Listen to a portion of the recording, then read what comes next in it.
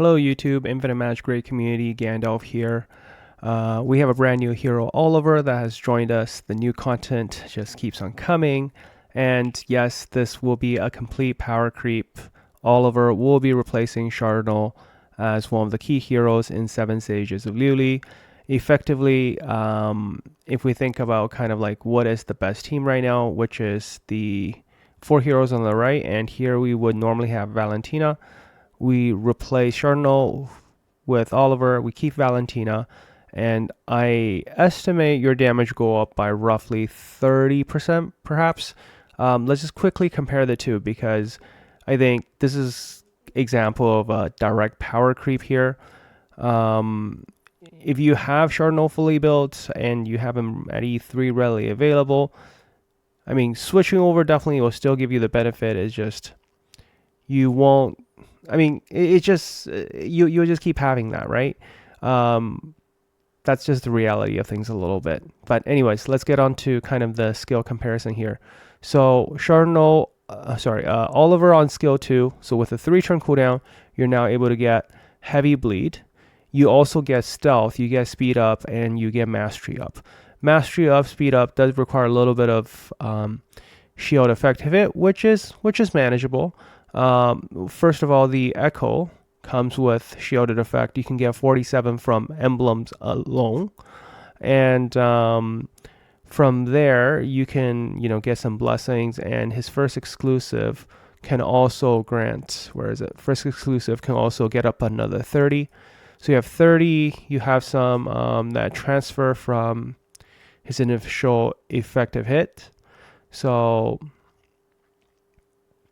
From his initial healing effect converts into shield effect. So you can get 30 that way. You get 30, you get another 30 here, you get 47, and then of course there's the Echo, not to mention you have blessings. So it's actually quite reasonable to get to 120 here. So you can have mastery up, which is another 50% mastery buff for everybody.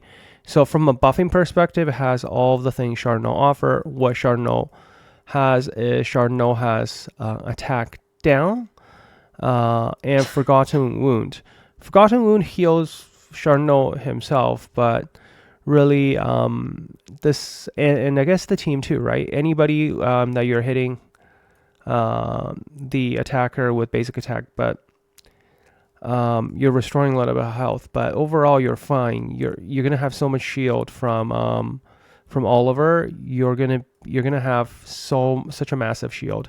You're gonna have like 2 layers of, so you have a 40% shield, but at a very high shield effective hit. So essentially transferring that to like a 80% plus shield equivalent. Moreover, with his Echo, you're gonna be able to get a lot of skill damage. So you can technically use this instead of having to borrow Santa's Echo around all the time. You could still use Santa's Echo as long as you can proc the speed up as well. But you will lose out on not being able to get enough effective hits. So his Echo is also very important. Over here, Divine Hammer Residual also increase additional bleed amount. So this is going to stack on top of bleed amount stat, for example, that is provided by Bleed Up from Moricus. So this is going to give you additional bleed up. This up to I think 36%, right? 36% bleed, additional bleed damage. That is a unique. That's going on top. You're pretty much going to have that like 2/3 of the time. You're also then going to have mastery up. So overall, this boosts, I think, might actually be more than 30%. Well, it depends on survivability, right? At a certain point, you're going to have a hard time surviving against the boss as well. Like right now, I'm doing around 7 bill damage. If I do replace Chardonel with Oliver, I could see myself hitting 10 bill, for example. That's kind of the damage jump you would kind of expect to see.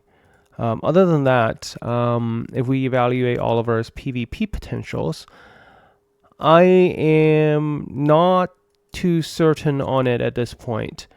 My general sense is yes, he does have a control tag because they did put a stun with it, so he could be using a lot of the newer teams to help provide survivability.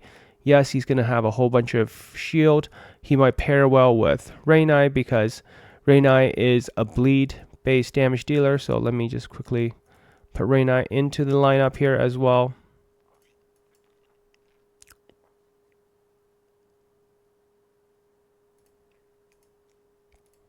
Reyna also has bleed.